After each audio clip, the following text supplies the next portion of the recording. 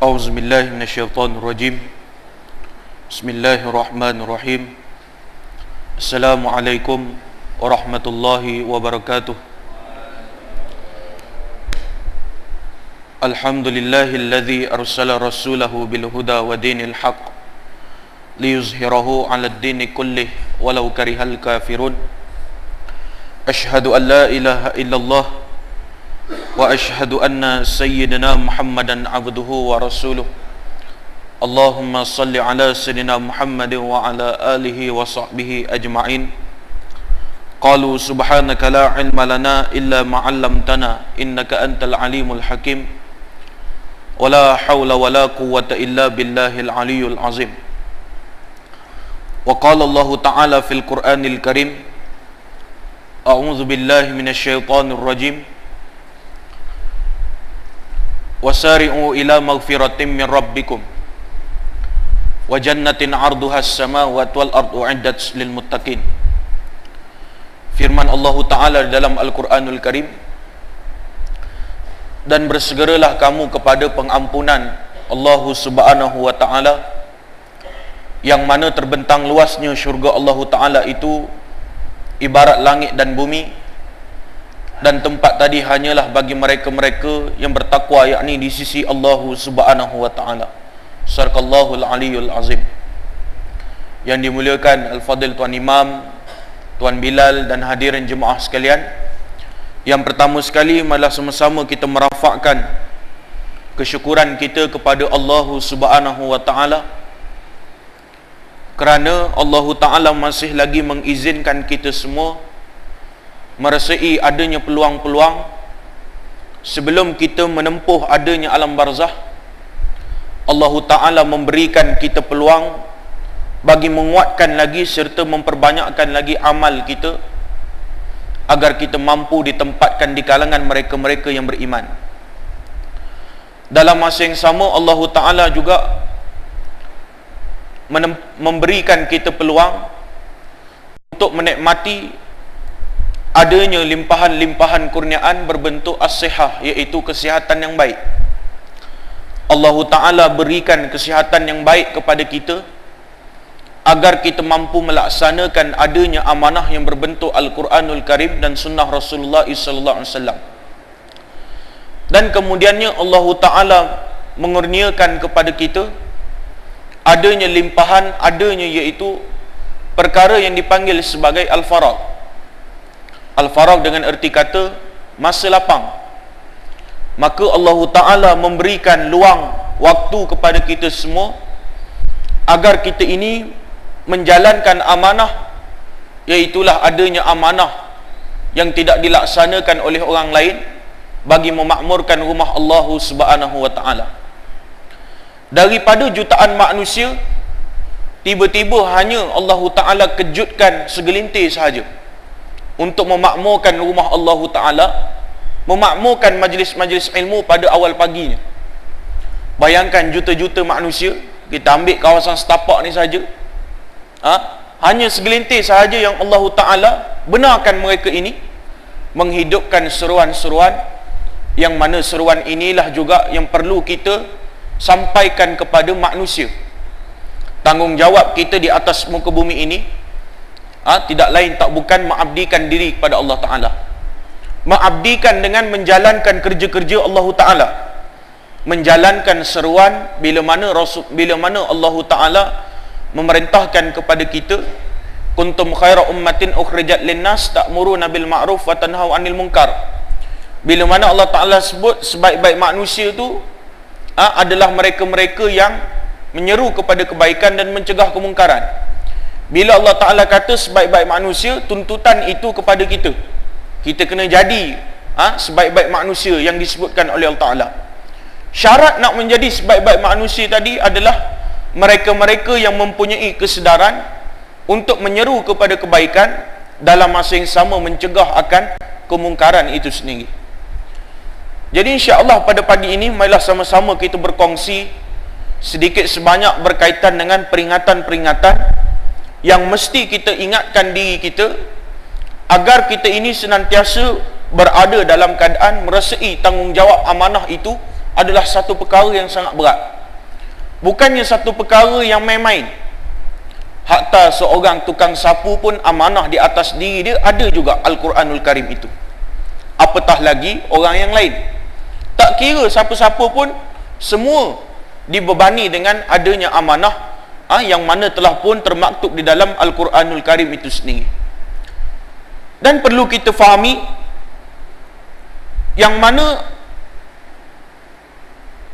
kaedah untuk menguatkan diri kita tidak lain tak bukan untuk memahami amanah yang ada, tak lain tak bukan mestilah merujuk kepada adanya ilmu agama yang sering senantiasa diperingatkan kepada kita oleh para asatizah. Ustaz-ustaz ingatkan kepada kita selalu, jangan tinggal ilmu, jangan tinggal ilmu, jangan tinggal ilmu. Nah, yang mana ilmu ini perlu dipelajari, perlu difahami, perlu diamalkan, dalam masa yang sama perlu disampaikan kepada manusia yang tidak memahami perihal Islam. Dan bila mana bercerita soal ilmu, sukalah saya nak bacakan satu kalam yang pernah disebut oleh Al-Imam Abu Muhammad Ibn Qutaibah. Kalam dia ini dimasukkan di dalam satu kitab, iaitu Rasail Al-Aimah As-Salaf, yang ditulis oleh seorang ulama yang namanya Syekh Abdul Fattah Abu Ghuddah, yang mana kitab ini ada menyentuh perihal adab-adab ataupun tata cara bagaimana nak menjadi seorang penuntut ilmu yang penuh dengan disiplin. Maka disebutkan oleh Al-Imam Abu Muhammad Ibn Qutaibah melalui kalam dia ini yang dimasukkan dalam kitab Rasail Al-Aimah As-Salaf. Dia menyatakan sesungguhnya penuntut ilmu di waktu dahulu mendengar ilmu itu untuk belajar. Dan dia menyatakan lagi, mereka dahulunya belajar untuk beramal. Mendalami agama untuk dimanfaatkan, dalam masa yang sama ia memanfaatkan. Dan kemudian apa yang berlaku pada hari ini, dia kata penuntut ilmu mendengar semata-mata untuk mengumpul ilmu sahaja. Ilmu yang ada dikumpul tetapi tidak diamalkan. Manusia yang disibukkan dengan pengajian kitab, tetapi mereka ini dialpakan untuk mengamalkan apa yang diajarkan oleh Islam. Ini yang berlaku pada hari ini. Tak kala kita mendapat seruan untuk menegakkan agama Allah Ta'ala, maka berduyun-duyun orang ataupun manusia nakkan kepada ilmu, tetapi ilmu yang dipelajari hanya dikumpul semata-mata tanpa melibatkan diri di dalam lapangan kerja masyarakat.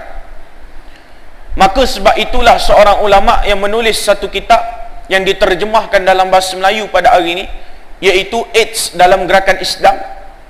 AIDS adalah satu penyakit yang ada di dalam perjalanan untuk menggerakkan seruan Islam. Kitab ini dikhususkan kepada orang yang sokong Islam tetapi tidak mahu bekerja kerana Islam. Sangat cantik kalau kita bacakan hari ini. Begitu ramai orang mengaku mereka ini adalah penyokong kepada perjuangan Islam, tetapi mereka ini adalah orang yang mana menjauhkan diri daripada kerja-kerja Islam. Maka ditulis kitab ini khusus teguran kepada umat Islam yang ada pada ketika itu. Maka risalah ini juga wajar dibacakan. Maka disebutkan yang mana dunia akhir zaman orang mementingkan ilmu semata-mata tetapi tidak mementingkan amal. Sedangkan di akhirat kelak yang ditanyakan adalah amal juga. Bila nak beramal memang kena ada ilmu, tetapi bila dah ada ilmu pastikan kita beramal. Yang mana tujuan kita ini menuntut ilmu untuk mengajarkan, memahamkan orang kembali kepada Islam. Itu perkara yang perlu kita jelas. Dan kita kena faham, untuk memahamkan orang ni bukan senang. Makan masa yang panjang. Boleh jadi daripada 1000 orang mungkin dapat seorang saja yang memahami apa yang Islam tekankan. Tak peliklah apa yang berlaku di dalam sejarah Islam. Kita baca balik di dalam tafsiran surah Yasin. Di dalam tafsiran surah Yasin ada diceritakan satu zaman ada 3 nabi. Satu zaman ada 3 nabi. Seorang Nabi berdakwah, dah pergi ganti dengan Nabi lain, dah pergi ganti lagi dengan Nabi lain. 3 Nabi satu zaman, hanya seorang sahaja mampu ditarik pada ketika itu untuk balik kepada ajaran Allah Ta'ala. Nabi Nuh alaihissalam tak berjaya menarik keluarga dia. Adanya Nabi Isa alaihissalam, Nabi Musa alaihissalam, adanya Nabi Daud. Kita baca sejarah Islam yang ada Nabi yang tak mendapat pun tarik orang balik kepada ajaran Allah Ta'ala, tetapi sampai penghujungnya tetap bercerita perihal Islam. Memang kerja kita. Soal membuka, ketuk buka hidayah hati orang tu adalah kerja Allah Ta'ala. Tapi tujuan kerja kita, tujuan kita di atas muka bumi untuk meneruskan, memberikan kefahaman kepada manusia. Jangan kita sangka hari ni kita buat kerja Islam, esok terus kita mendapat hasil dia. Sebab itulah Allah Ta'ala sebut, "Lau kana aradan qariban wa safaran qasidan lattaba'u walakin ba'udat alaihim syiqqah." Allah Ta'ala sendiri jelaskan di dalam surah At-Taubah, sekiranya kamu merasai perjuangan yang kamu dokongi, perjuangan yang kamu rentasi, perjuangan yang kamu harungi ini adalah perjuangan yang hampir kepada kemenangan ataupun kesenangan, nescaya pasti ramai orang akan ikut kamu, wahai Muhammad. Maksud dia apa? Kalaulah ayat ini menceritakan hari ini kita menggerakkan kerja Islam, esok terus mendapat ganjaran, tak mustahil mungkin zaman Rasulullah, Abu Lahab, Abu Jahal lah mungkin orang yang pertama ikut Rasulullah. Kalaulah ayat tadi menceritakan hari ini kita buat kerja Islam, esok terus mendapat kesenangan. Dan apabila menggerakkan seruan Islam, kita kena ingat akan wujud mereka-mereka yang mungkin tak menerima apa yang kita kata. Bahkan ada yang mencaci maki, ada yang menghina apa yang kita ceritakan kepada mereka perihal Islam tadi. Maka sebab itu Rasulullah SAW sebut, "Umirtu an aqulal haq walau kana murran." Aku ini diperintahkan untuk berkata benar walaupun pahit. Maka kita renungkan balik kisah bagaimana golongan Hawariyin yang pernah melalui bersama dengan Nabi Isa alaihissalam. Ketika mana mereka ini diamanahkan untuk bercerita berkaitan dengan kebenaran, lantas mereka ini dikenakan hukuman yang sangat getir. Ada di kalangan mereka yang digergaji kepala mereka, ada di kalangan mereka disikat tubuh mereka sehingga terpisah tulang belulang dengan daging-daging mereka kerana mempertahankan Islam. Kita baca lagi sejarah yang ada. Bilal ibn Rabah di dalam sejarah Islam, yang mana menjadi hamba ketika itu, ketika itu dah pun memeluk agama Islam, dan kemudian dikenakan hukuman oleh mereka-mereka yang bencikan Islam ketika itu. Dijemur tengah panah, dikenakan hukuman. Kita baca lagi dalam sejarah Islam yang ada, yang dekat dengan kita sedikit, bagaimana anak murid kepada Asy-Syahid As-Albana, ketika mana era pemerintahan Jamal Abdul Nasir di Mesir, ketika itu berlakunya peristiwa penghantaran barang-barang kebajikan ke kota Palestin dan terusan Suez pada ketika itu. Bila mana anak murid kepada Asy-Syahid As-Albana ketika itu diamanahkan untuk menghantar bekalan makanan serta ubat-ubatan, maka telah pun dikeluarkan satu notis oleh Jamal Abdul Nasir ketika itu. Jamal Abdul Nasir ni seorang pemerintah Mesir yang zalim. Sampai hari ini penyambung riwayat dia adalah Abdul Fattah As-Sisi di Mesir. Apa ni, Jamal Abdul Nasir, Anwar Sadat, kemudian turun lagi bawah sampailah ke Abdul Fattah As-Sisi. Ini satu aliran semua. Jadi ketika itu berlakunya pertembungan yang sangat besar di Palestin, menyebabkan begitu ramai orang mati dibunuh. Ramai yang mana memerlukan bekalan makanan, sebab ketika itu dunia barat menyekat bantuan bekalan makanan. Mesir ketika itu bersekongkol dengan barat, tetapi ada mereka-mereka yang bersama dengan Ikhwanul Muslimin berusaha untuk menyalurkan bantuan. Mereka tidak menyalurkan bantuan dalam bentuk ketenteraan. Mereka tak hantar tentera, mereka tak bekalkan senjata, tetapi mereka sekadar membantu apa yang perlu sahaja. Ada ubat-ubatan dengan makan makanan. Maka dihantar, bila mana mereka ini dah sampai di bumi Palestin dan terusan Suez, tiba-tiba mendapat notis daripada Jamal Abdul Nasir yang dikeluarkan kepada rakyat Mesir. Diedarkan, dikhabarkan kepada rakyat Mesir, sesiapa yang terlibat dengan gerakan menghantar bantuan ke bumi Palestin, mereka ini akan dikenakan hukuman mati. Maka anak murid kepada Syahid Al-Banna ini ramai ketika itu. Ada seorang anak murid dia yang namanya iaitulah Muhammad Asy-Syawabi, antara anak murid Syahid Al-Banna yang seorang yang alim, orang yang mahir dalam bidang siasah, ilmu fiqh, mahir dalam bidang tauhid, hadis, tafsir, sangat tinggi ilmu dia. Seorang yang ketika itu pada usia lebih kurang dalam 22 tahun, tetapi telah pun menguasai banyak ilmu yang ada. Maka ketika itu dia antara orang yang terlibat sama. Saat mereka nak balik ke Mesir, tiba-tiba sebahagian daripada mereka mendapat maklumat bahawa Jamal Abdul Nasir telah pun mengeluarkan amaran, dan ada yang di kalangan mereka ini tetap bertegas nak langgar juga pintu sempadan masuk balik. Maka ada yang melanggari, lalu daripada kalangan mereka ditangkap. Ada yang ditangkap oleh tentera Mesir di pintu sempadan nak masuk balik ke Mesir. Tetapi seorang daripada mereka, iaitu Muhammad Asy-Syawabi, tidak mengambil jalan tersebut. Dia masuk ikut pintu lain. Dia masuk, maknanya dia cari jalan lain untuk masuk ke dalam Mesir. Tetapi sahabat dia yang lain ditangkap, ditahan, ditangkap, dan terus dikenakan hukuman. Ada yang dikenakan hukuman mati, ada yang diseksa terlebih dahulu. Jadi Muhammad Asy-Syawabi dia melarikan diri, dan kemudiannya dia berjumpa dengan satu tanah perkuburan. Maknanya kawasan perkuburan yang ada. Dan pada hari yang pertama, dia duduk di dalam kubur yang dilihat kubur itu jerlus.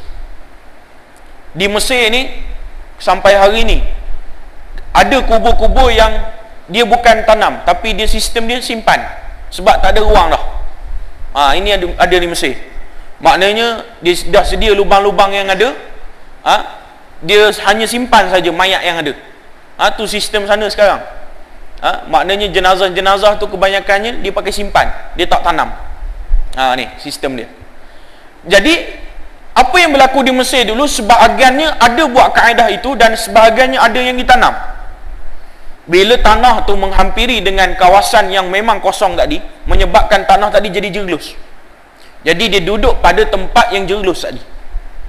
Dia duduk di situ, dia tinggal di situ lebih kurang dalam masa 7 hari. Pada malam harinya dia keluar, pada siang harinya dia berehat. Malam hari dia mencari makanan dan berebut dengan adanya anjing yang ada. Bila dia tengok anjing bawa lari buah apple, pelik kita tengok anjing gigit buah apple ketika itu yang dikutip daripada sampah-sampah. Maka dia kejar anjing yang ada untuk mendapatkan buah apple yang ada. Dia tengok anjing tadi membawa sisa-sisa tulang-tulang ikan ataupun ayam, daging-daging yang lebihan, sisa-sisa makanan orang buang. Dia kejar anjing yang ada untuk merebut makanan tadi. Dia nak keluar terus pergi ke tempat pembuangan sampah, bahaya, sebab tentera berkeliaran walaupun waktu malam. Jadi dia boleh agak anjing ni mesti akan patah balik pada jalan ni, dan dia boleh agak anjing ni anjing betina cari makanan lebih mungkin untuk anak dia, sebab dia orang yang cerdik. Dia mengajar fiqh, dalam masa yang sama dia mempelajari alam kehidupan manusia, haiwan. Dia mengkaji banyak perkara. Jadi dia guna pakai ilmu yang dia ada untuk memudahkan diri dia.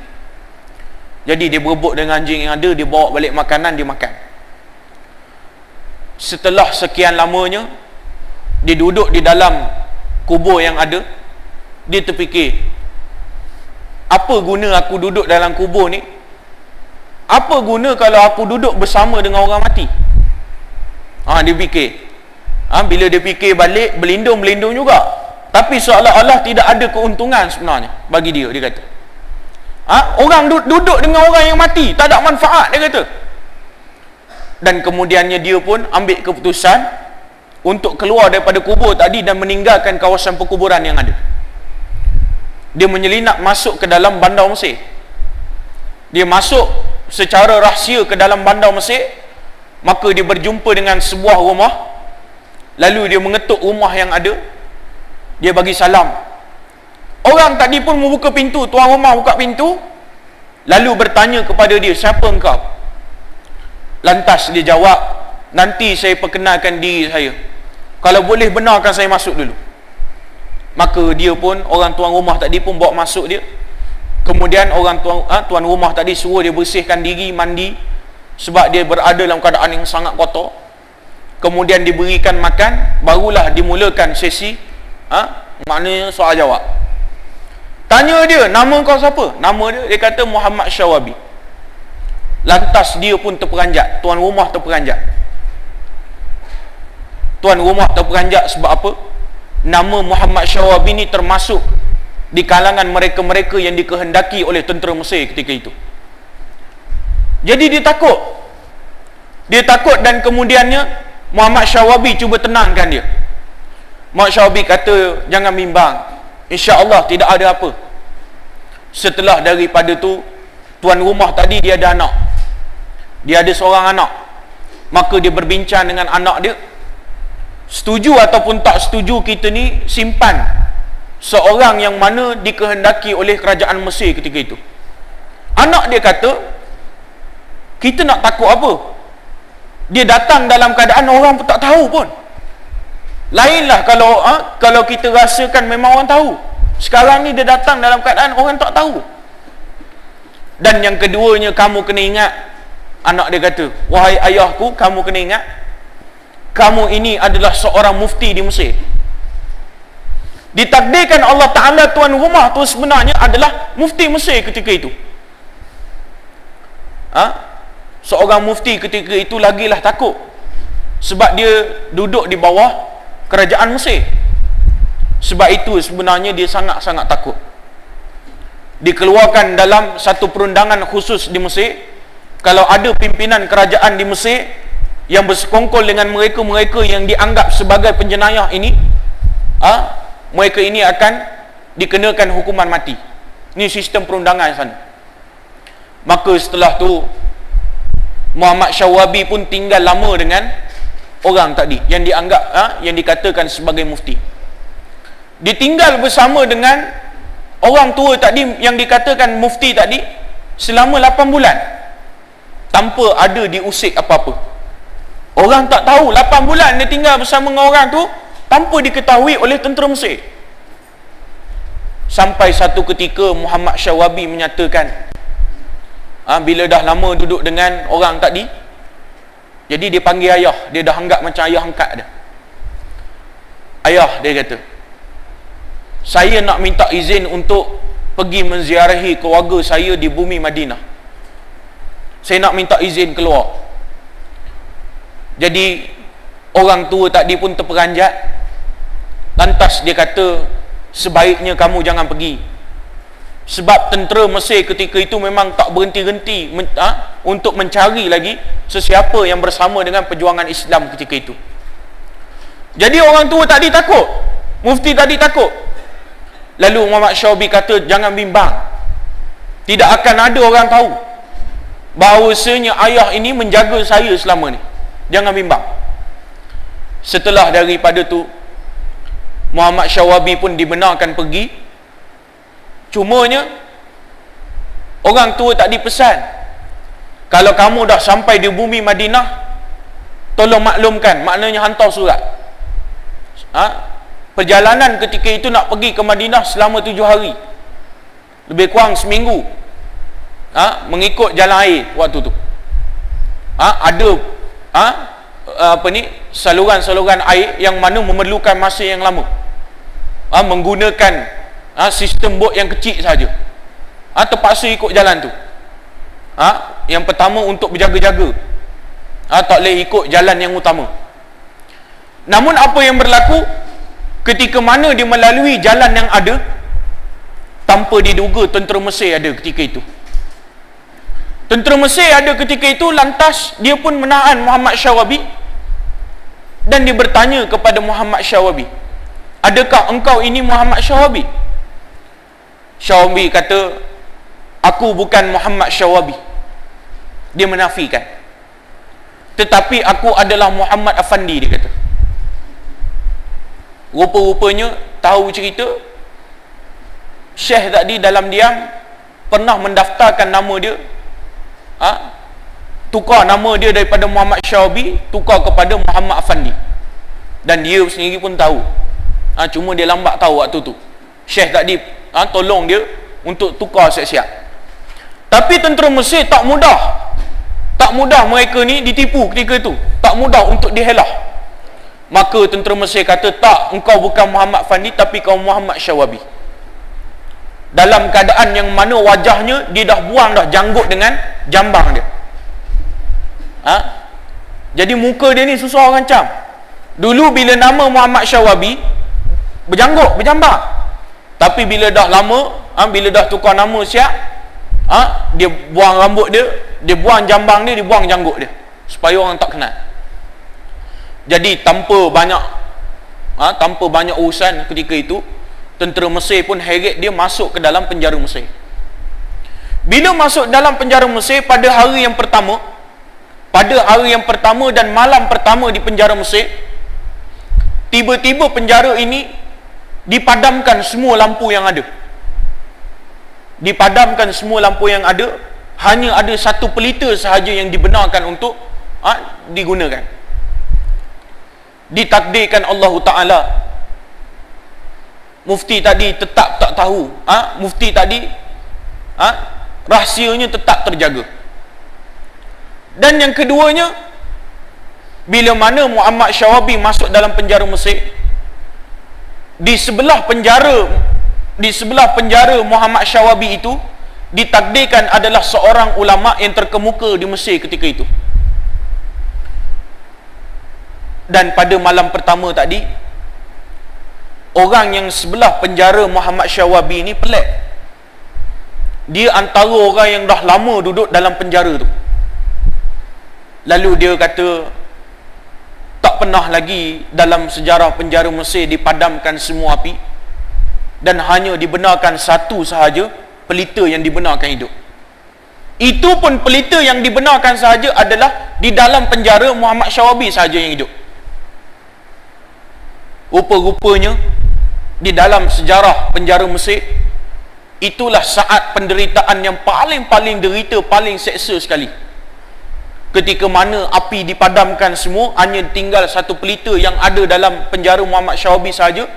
Tentera Mesir datang, buka pagar besi penjara yang ada, lalu menyoal siasat Muhammad Syawabi. Satu soalan yang ditanyakan kepada Muhammad Syawabi, siapakah selama ini yang melindungi engkau sehingga engkau mampu hidup lama di Mesir? Dia menyatakan, Allahu Rabbi. Bila mana dia menyatakan Allahu Rabbi, ditikam pada kaki kanannya tembus ke bawah. Dan setelah daripada itu ditanyakan persoalan yang sama, siapa yang melindungi engkau selama ini? Allahu Rabbi, dia kata, sehingga maka ditikam pada kaki kirinya tembus ke bawah. Dan ditanyakan lagi berulang kali sehinggalah betis kiri dan kanan, paha kiri dan kanan ditikam bertubi-tubi, maka menyebabkan dia rebah tersungkur. Bila dia rebah tersungkur, dibiarkan begitu sahaja. Masuk pula hari yang kedua, ditanyakan juga persoalan yang sama. Siapa yang menolong engkau selama ni? Dia kata, Allahu Rabbi. Ditikam berkali-kali pada tapak tangan kanannya dan kirinya. Ditikam lagi pada lengan kanan dan lengan kirinya, dan ditikam lagi pada bahu kanan dan kirinya. Lalu dibiarkan bergelumang dengan darah yang ada. Masuk lagi hari yang ketiga, ditanyakan lagi soalan yang sama, maka ditikam pada belakangnya, dan kemudian ditikam lagi bertubi-tubi, masih lagi hidup. Masuk lagi hari yang keempat, dibiarkan terkulai begitu sahaja dengan darah yang banyak keluar. ditanyakan lagi soalan yang sama, siapakah yang melindungi engkau selama ni? Dia tetap menjawab, Allahu Rabbi. Maka ditikam pada telinga kanannya, tembus ke telinga kiri, dengan besi yang panah ketika itu. Maka akhir sekali barulah dia mati.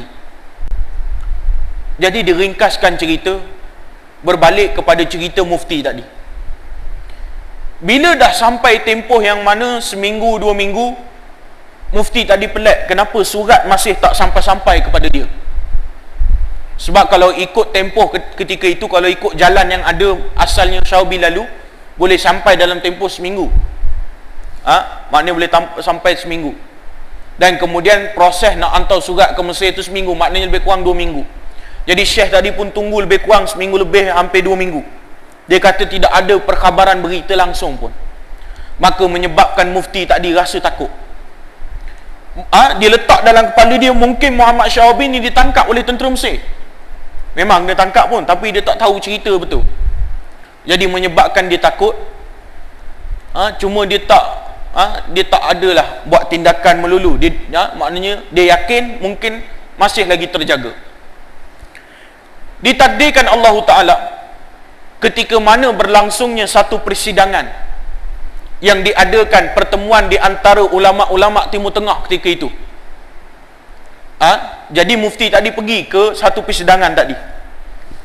Ditakdirkan Allah Ta'ala pada hari itu, sebelum hari persidangan tadi, orang yang pernah duduk di sebelah penjara Muhammad Syawbi tadi, seorang ulama tadi, dibebaskan daripada penjara.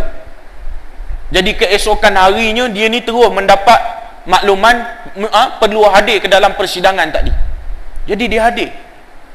Bila dia hadir, dia duduk pula bersama dengan mufti tadi. Mufti ni tahu Syekh ni kena tahan dalam penjara dah lama. Jadi dia tanya khabar. Apa khabar, dia kata? Macam mana duduk dalam penjara? Dia tanya pengalaman, tanya. Lalu ulama tadi pun menyatakan kepada mufti tadi, aku tak pernah lagi merasai pengalaman yang sangat-sangat manis, dia kata. Lalu mufti tadi tanya apa dia? Waktu aku duduk di dalam penjara Mesir, terjadi satu peristiwa yang dilihat sangat ngeri, tetapi sebenarnya mendatangkan kemanisan yang sangat-sangat manis. Di dalam penjara Mesir, pertama kali aku melihat seluruh penjara Mesir dipadamkan api yang ada, kecuali satu pelita sahaja yang dihidupkan pada ruangan, iaitu sebelah penjara aku. Yang mana penjara itu dihuni oleh seorang anak muda yang umurnya dimaklumkan adalah umurnya 22 tahun ketika itu. Yang mana setiap malam dia ditanyakan satu soalan, siapakah yang melindunginya sepanjang dia boleh duduk lama di Mesir. Lalu yang mana dia senantiasa menjawab Allahu Rabbi, Allahu Rabbi. Sehingga hari yang keempat barulah dia mati dalam keadaan dia tetap juga menyatakan kebenaran tadi. Jadi mufti tadi terperanjat. Mufti itu kata dalam hati dia, mungkin ini Muhammad Syawbi, sebab tak dapat khabar berita langsung. Jadi ulama tadi pun menyatakan, aku pernah mendengar nama itu, dan aku yakin nama itulah yang disebut-sebutkan oleh tentera Mesir di dalam penjara tadi. Di dalam penjara yang aku huni. Dan mufti tadi pun terperanjat, dan mufti tadi rasa takut. Takut rahsia bocor. Sebab selama ni dialah yang menjaga Muhammad Syawbi. Tapi dengan izin Allah Ta'ala, dia pun berkongsi cerita dengan ulama tadi. Dia percaya dengan ulama yang ada tu mampu menyimpan rahsia. Jadi ulama tadi pun kata, engkau jangan bimbang, aku yakin rahsia engkau terjaga. Ditakdirkan Allah Ta'ala rahsia tu terjaga, sehinggalah Jamal Abdul Nasir mati ditembak. Jamal Abdul Nasir mati ditembak ketika itu. Ketika mana diadakan himpunan rakyat, Jamal Abdul Nasir melalui satu lorong, lalu ditembak oleh rakyat di sini.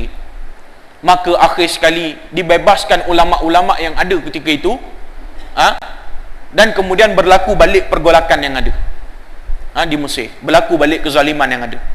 Cuma apa yang kita nak ceritakan sini, bagaimana seorang anak muda yang dilihat senantiasa untuk berada dalam keadaan yang mana memelihara prinsip sebagai seorang Islam, tak berganjak akan diri dia daripada perkara kebenaran, yang mana senantiasa dia berhati-hati di dalam tindakannya, yang mana orang yang berhati-hati dengan tindakannya ini adalah orang yang bergerak dengan panduan ilmu yang perlu diperhalusi.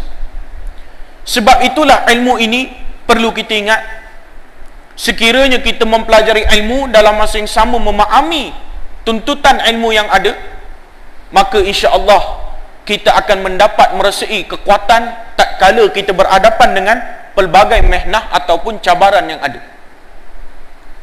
Kita tak mampu nak berhadapan dengan apa-apa perkara, walaupun kita ada ilmu, kita tak mampu ada ilmu. Itu disebabkan kita ini tak faham dengan apa yang Allah Ta'ala hidangkan kepada kita. Kita tahu mati syahid tu sangat-sangat tinggi nilai dia, tapi kita tak tahu macam mana kita nak mencapai mati syahid tu yang sebenarnya. Kita tak tahu macam mana nak pergi kepada syahid ni di jalan Allah Ta'ala. Khalid ibn Walid dalam sejarah Islam menyertai ratusan peperangan. Setiap kali peperangan, tubuhnya pasti akan ditikam dengan pedang yang tajam, pasti akan ditikam dengan anak panah yang ada, pasti akan ditembak dengan lembing yang ada. Ini tubuh Khalid ibn Walid. Tapi Allah Ta'ala tak matikan dia dalam peperangan.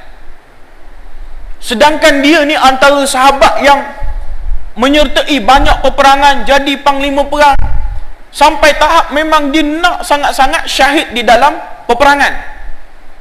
Tapi Allah Ta'ala tak izinkan dia mati dalam peperangan. Akhir sekali dia mati di atas lapik tidur dia juga. Itu adalah orang yang bertungkus lumus nak mendapatkan syahid. Tapi akhir sekali Allah Ta'ala matikan dia dalam keadaan dia terbaring di atas lapik baring dia sendiri. Bukanlah bererti dia ini tidak terpilih di kalangan mereka-mereka yang dijanjikan syurga, bukan. Tetapi inilah aturan Allah Ta'ala nak memaparkan kepada kita, itu adalah orang yang bertungkus lumus nak mendapat syahid. Itu pun Allah Ta'ala tak izinkan dia mati dalam keadaan dia berperang. Apatah lagi diri kita yang jauh daripada kerja-kerja lapangan masyarakat untuk memahamkan mereka balik kepada Islam tu sendiri. Jadi nak mendapat syahid, kita kena faham dulu jalan macam mana nak mendapat syahid di sisi Allah Ta'ala. Nak mendapat ganjaran, kena faham jalan dia. Kita kena faham bahawasanya akan ada cabaran yang mungkin melemahkan kita untuk terus bergerak. Sebab itulah kita kena ingat, bila menuntut ilmu ini dipesan oleh Rasulullah SAW, man talabal ilma liyujari'i bihil ulama. Sesiapa yang mempelajari ilmu ini untuk menandingi ulama, dan kemudian Rasulullah kata lagi, aw liyumarihi bis sufaha, ataupun sesiapa yang mempelajari ilmu agama ini untuk berdebat dengan golongan jahil, ataupun Rasulullah kata lagi, aw yasrifu bihi wujuhan nasu ilaiha, ataupun mereka ini mempelajari ilmu untuk meraih kemasyhuran di kalangan manusia. Lalu Rasulullah kata mereka ini adalah adkhalahullahu nar, mereka ini adalah golongan yang Allah Ta'ala akan tempatkan di neraka Allah Ta'ala. Maknanya sini, di dalam kita menuntut ilmu, nak pergi pengamalan, kita kena jaga baik-baik soal disiplin. Menuntut ilmu untuk beramal, bukannya untuk menandingi ulama. Kita belajar ilmu untuk beramal, bukannya untuk merendah-rendahkan ulama yang ada. Ini yang berlaku hari ini. Kebanyakan orang dia belajar, kemudiannya dia condemn pula Imam Syafi'i, dia condemn Imam Malik, Imam Hanafi, Imam Hanbali. Hari ini berlaku, tiba-tiba dia kata mazhab 4 ni tak boleh guna pakai. Ada berlaku.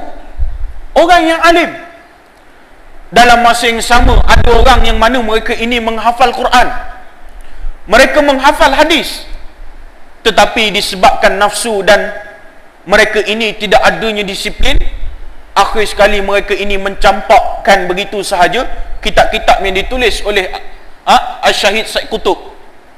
Mereka menyatakan Imam Ghazali ini adalah orang yang sesat. Mereka menyatakan Ibn Taymiyah itu pun sesat, disebabkan tak faham dengan keluasan ilmu yang ada.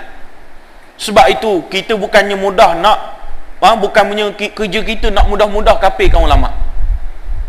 Benda sebenarnya tak berlaku pun pertembungan di kalangan ulama, tetapi hadirnya iaitu penuntut ilmu akhir zaman yang mana diselaputi dengan pelbagai musibah, akhir sekali mereka mengambil jalan banyak mengkafirkan orang, dalam masa yang sama menghukumi orang dengan perkara yang tak benar. Dan mereka ini kebanyakannya suka bermain dengan masalah khilafiyah. Dia suka bergaduh bab khilaf. Benda yang dah settle, benda yang dah selesai, dibangkitkan balik. Kita ambil contoh baru-baru ni kecoh pasal jual beli hukum jual beli kucing. Kan baru ni kecoh. Di kalangan mufti-mufti, di kalangan anak-anak muda. Jadi ada orang tanya soalan, apa hukum jual beli kucing? Maka ada dua pandangan. Yang pertama kata haram, yang kata boleh. Nah, bila kata macam tu, yang ni pegang kepada kata boleh, yang ni kata tak boleh, haram. Tak pasal-pasal daripada cerita pasal kucing boleh mengkafirkan orang. Logik tak? Cerita pasal kucing tiba-tiba boleh jatuh kafir orang, disebabkan tidak mahu menerima khilaf yang ada. Khilaf itu asalnya memang rahmat. Khilaf itu rahmat. Rahmatnya khilaf itu datang daripada bagaimana kita mengurus takbir khilaf dengan itu dengan baik. Khilaf itu rahmat, dan rahmatnya khilaf itu datang daripada pengurusan khilaf yang baik. Ni kita kena faham. Bukannya suruh kita ni bertelingkah dengan khilaf yang ada berpanjangan, kemudian itu dianggap sebagai rahmat. Sebab itu ulama-ulama dulu, dia mempelajari ilmu, dia banyak berlaku khilaf, tapi dia tak bergaduh, bahkan diam-diam saja. Kita tengok bagaimana kisah Imam Malik ditegur. Kalau tak silap saya, Imam Malik ataupun Imam Abu Hanifah, boleh cek balik, tapi dia adalah orang imam mazhab. Dia berpegang kepada selepas daripada solat zuhur ataupun solat maghrib, solat isyak, tak perlu buat solat sunat. Dia berpegang kepada pandangan tadi. Tiba-tiba didatangi oleh anak kecil. Imam mazhab tadi dia pergi ke tempat yang bermazhabkan Imam Syafi'i, yang mana dibenarkan untuk maknanya sunnah, mengamalkan solat ba'diyah selepas daripada kita solat wajib. Dia tidak mengharamkan. Dia tak kata solat sunat tu selepas tu haram, Imam mazhab ni, tapi memang dia tak buat. Dia tak kata haram, tapi memang dia tak buat. Jadi dia masuk kepada tempat yang menghukumkan benda tu adalah sunnah. Jadi ada seorang anak kecil datang tegur Imam mazhab tadi. Dia masuk kampung orang bermazhabkan Imam Syafi'i. Jadi budak tadi tegur dia. Tegur Imam mazhab yang lain. Engkau datang sini Syekh, tapi engkau tak solat sunat selepas mayang. Asalnya dia berpegang kepada pandangan yang mana dia tak amalkan. Bila mana anak kecil tadi tegur, tiba-tiba terus dia buat. Bila anak kecil tadi tegur dia kata tempat saya biasanya orang buat, walaupun dia tak tahu dia budak kecil lagi, tapi dia selalu tengok orang semayang lepas semayang wajib. Jadi imam mazhab yang ada tadi, yang asalnya tidak berpegang bahawa perlu buat, tiba-tiba dia buat. Bahkan dia tidak membantah, dia buat. Sebab apa? Ketika itu bila mana ditegur oleh anak kecil, dia takut berlaku kekeliruan kepada anak kecil ataupun orang yang ada di situ. Jadi tetap juga dia semayang. Ini yang dikatakan sebagai kebijaksanaan dalam berhadapan dengan masalah khilaf. Dia tak paksa orang, bahkan dia mengamalkan, dia meraihkan orang. Macam contoh kita sembahyang, kita panggil imam jemputan. Contoh kita panggil imam jemputan pada waktu tarawih. Sudah contohnya sebelum sembahyang tarawih kita sembahyang isyak, jadi imam jemputan tadi pun jadi tok imam isyak. Sudah semayang isyak, kita tengok-tengok dia terus bangun, tak baca doa. Tiba-tiba terus dia beralih tepih, dia semayang sunat terus. Makmum yang ada terperanjat. Yang pertama terperanjat, kadang-kadang walaupun dia tahu benda tu tak wajib pun selepas semayang, tapi disebabkan benda tu tak biasa, jadi wara habis. Maka benda ni bertenang. Sebab tu dalam berhadapan dengan khilaf ataupun kita pergi tempat-tempat yang berlainan pengamalan dia dengan kita, yang pertama sekali, jangan bermudah-mudah nak kata itu bid'ah, itu bid'ah. Jangan cepat. Sebab apa yang dibuat kebanyakannya ada sumber dia, ada sandaran, tetapi pelaksanaannya berbeza. Ini kita kena faham. Jangan kita terpalit dengan adanya mainan mereka-mereka yang cuba mengalihkan tumpuan kita asalnya untuk bercerita berkaitan dengan ekonomi Islam, perundangan Islam. Tiba-tiba kita bertelingkah di dalam masalah furu', masalah khilaf. Khilaf itu boleh dibincangkan, ilmu ini boleh dibincangkan, tetapi perbincangan ini jangan sampai mengalihkan tumpuan kita untuk melakukan kerja yang lebih utama. Orang duk sibuk cerita bab penindasan, kita masih lagi bertelingkah di antara mazhab yang ada. Maka kita tengok sejarah Islam. Di dalam satu sejarah, bahayanya cerita khilaf ni, bahayanya orang yang suka memanjangkan khilaf ni, boleh runtuh negara Islam. Jangan main-main. Kerajaan Turki Uthmaniyah antara punca jatuh, orang barat duk mainkan isu sifat 20. Lantas mereka ini pertembungkan orang yang belajar di Timur Tengah dan orang yang belajar di tempat-tempatan. Maka benda ni berulang ketika mana Belanda menjajah Indonesia. Belanda ketika itu menjajah Indonesia dan telah pun menghantar seorang ejen daripada Belanda yang namanya iaitu Snock Hogg-Ranger. Snock Hogg-Ranger ni adalah ejen risikan. Sebelum dihantar ke Belanda, di Aceh, dia telah pun dihantar ke Makkah untuk mempelajari ilmu falsafah Islam, belajar berkaitan dengan tafsir, fiqh, hadis. Jangan main-main. Dia dihantar oleh kerajaan Belanda untuk mempelajari ilmu Islam. Bahkan bukan di Makkah sahaja, bahkan dihantar ke tempat negara-negara lain untuk mempelajari ilmu agama Islam. Lantas dia pun dihantar masuk ke Aceh, sehingga dia dapat membina pengaruh, dan akhir sekali dia dikenali dengan nama Haji Abdul Ghaffar. Orang pun menganggap dia sebagai seorang ulama. Sebab apa? Ketokohan dia berbicara sangat hebat, kealiman dia sangat hebat. Dia boleh tafsir ayat Quran relax dia boleh cerita hadis ni dia boleh cerita. Hebat dalam bidang fiqh, hebat dalam bidang sejarah. Dan kemudiannya sampai satu peringkat, bila dah dapat pengaruh yang banyak, dia pun nak memulakan strategi bagaimana nak jatuhkan Islam yang ada di Aceh.